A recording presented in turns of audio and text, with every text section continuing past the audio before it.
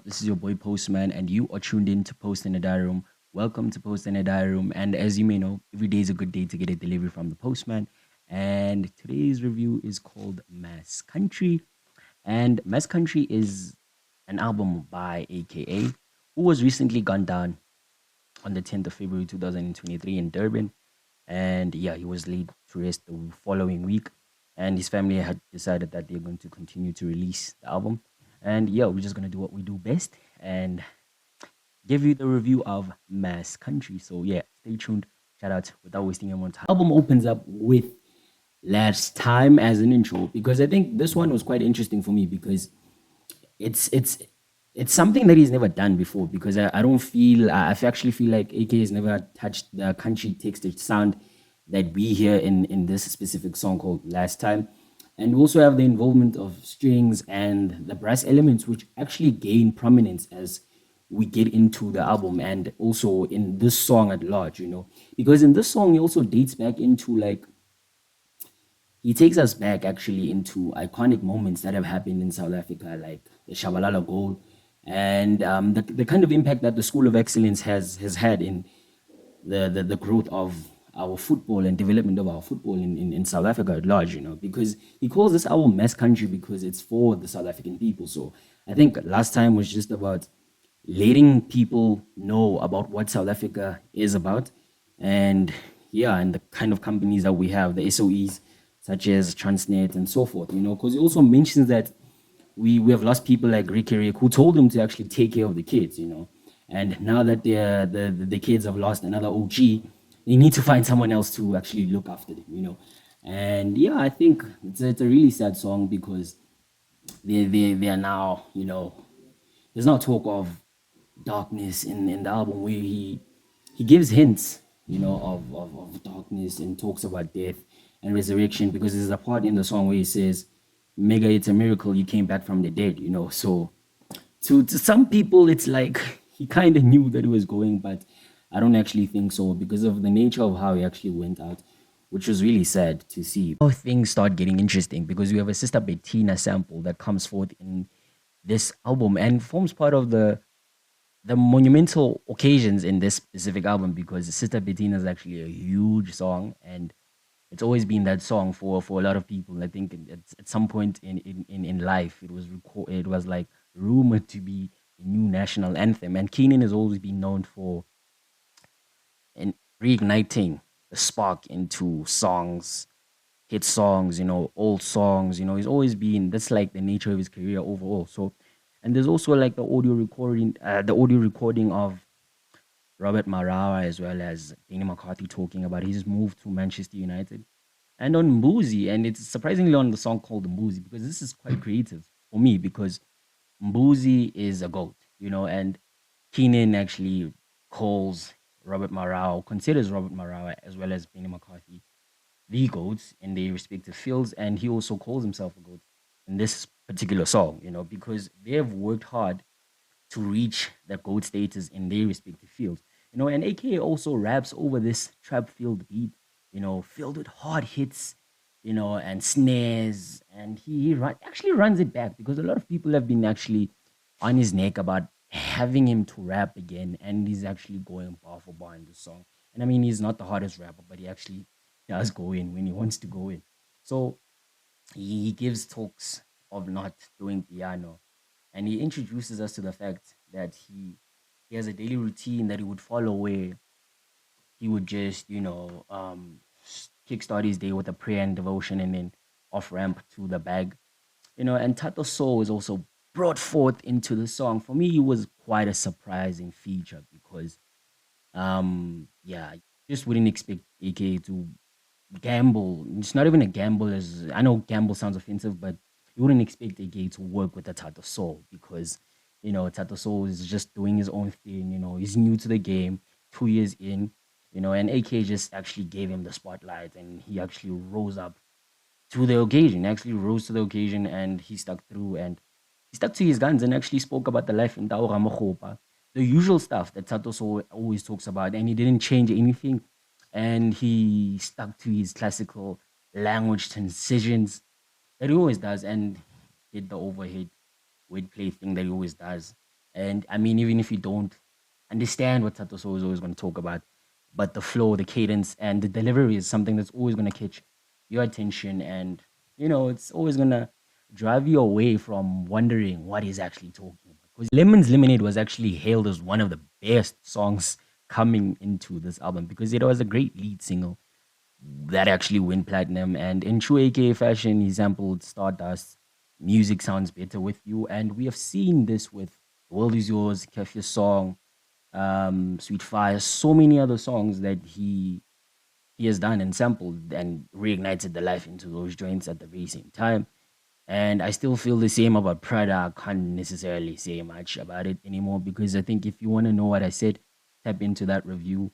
And yeah, I think it has a great VIP section in this album. And though I do feel as if Sponono that features Java as well as Sun and Odriwan Chopper has a touch of Afro beats, and it's genuinely a love song at the very same time. But I think for his fans, this is a song that they would play on Valentine's Day. But I do feel like Paradise and this one were really flat and quite repetitive, I think, particularly sonically as well as contextually at the very same time. The showcase of the African trap movement on Crown makes me believe that or feel like this beat was actually made for MT because it has an abstract sample and all the things that you usually hear on an MT song. And I also get the feel that there is the touch of living on the edge by Milkshake on this one because of how the beat varies, and AK was also featured on that one. The songs do obviously sound significantly different at the same time, but you would perhaps feel that the beat variations are interlinked or they come from each other or steal from each other to some degree. And the song also has strings, and there is talk of blessings. And AK talks about how blessings are going to follow him for a while on the hook. And he starts rapping shortly about not entertaining back and forths because he's not that guy. So anymore, because I think in recent times, if you know who AK is, maybe perhaps the AK character, you would know that he does actually go into these back and forths. And yeah, particularly with Casper Nyovest, because that was his head nemesis, and yeah, the only person that he would actually entertain a back and forth with, just for pure entertainment. And then MT also comes into the frame and delivers his best verse of the year so far, because I think generally MT has been underperforming, and I think AKA managed to get him up to speed about what this album is about. And he delivered a good verse, and I think probably the standout verse from him in this particular area. And Manana closes the curtains with his beautiful voice and confirms the idea that the song has non-linear progressions that build onto each other as the song progresses. EK has always vowed that he won't be a part of the Mapiano chat because it didn't work out with that one joint he did with Semi T. I think that song was really horrible, but he pays homage to the pioneers and the genre at large, and he shows respect for the people who are at the forefront of this joint on the song Amapiano because importantly enough, there's like the shaker loop, which is obviously an important element for the Amapiano genre. And there's also the congas and the bongos, and AKA channels he's in a Portuguese, and just like Lay Leezy, he talks about like sacrifices that he made in recent years just to be with his daughter. And I think the guy's name is Withered. He's also a part of the features. I think one of the features that made sense for this joint.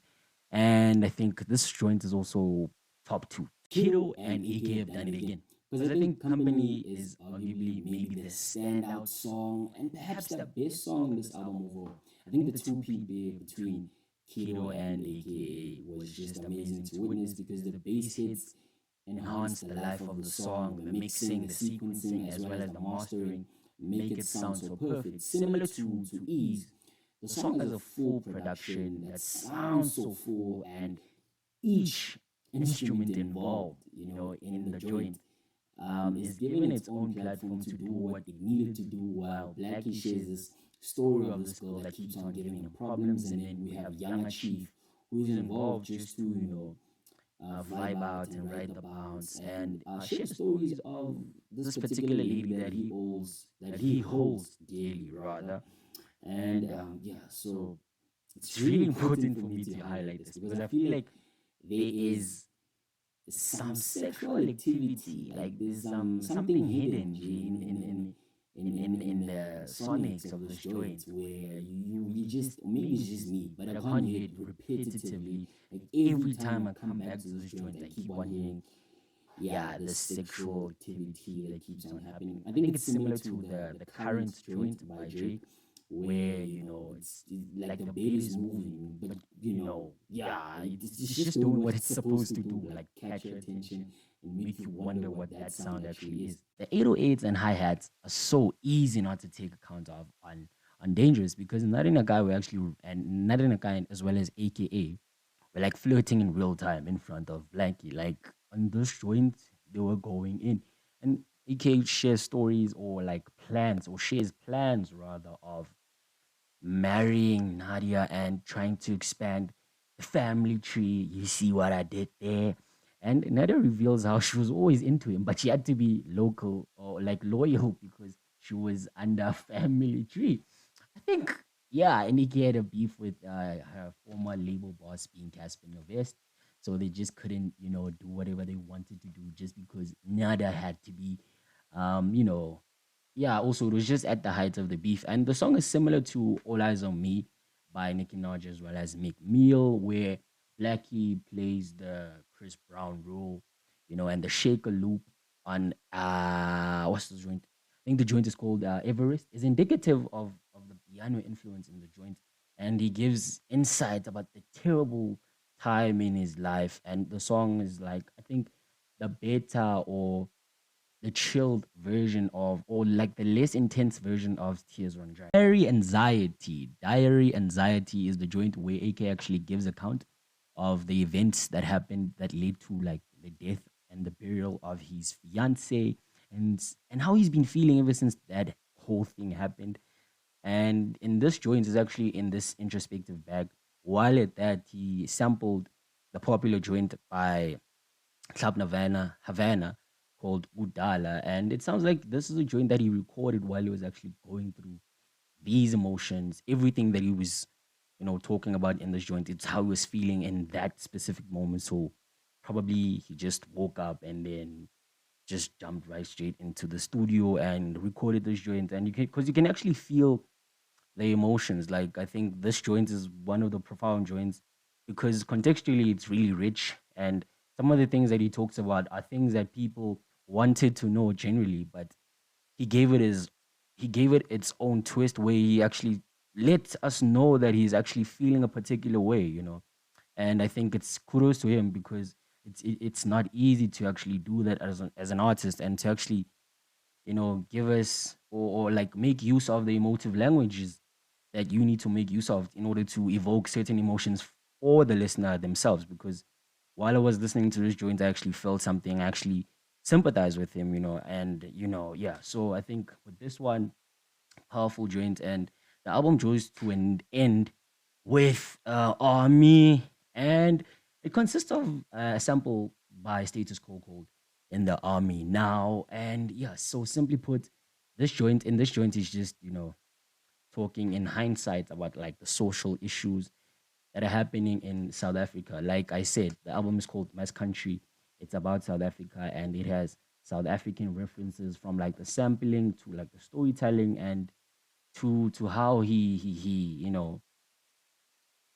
like this is one person who actually was a patriot of the country and actually loved the country. And if anyone out there is watching this review and you want to tap into Mass Country and actually listen to Mass Country, because I am South African, but I can't tell you how proud I am of this body because it's actually South African. And I can't tell you about my country because I actually have nothing good to say about this country besides the fact that I live in it and I'm able to review albums about this country. No, in this country, basically. So I think generally this is a good album. I think contextually sound, and I think it has a non-linear flow. However, yeah, he gave like a taste of his own Like he brought forth, like he combined all his influences and the things that matter to him and just molded them into one, and it just gave us Mass Country. And structurally it's layered into three parts, with a part where he's just rapping just to cater for those people that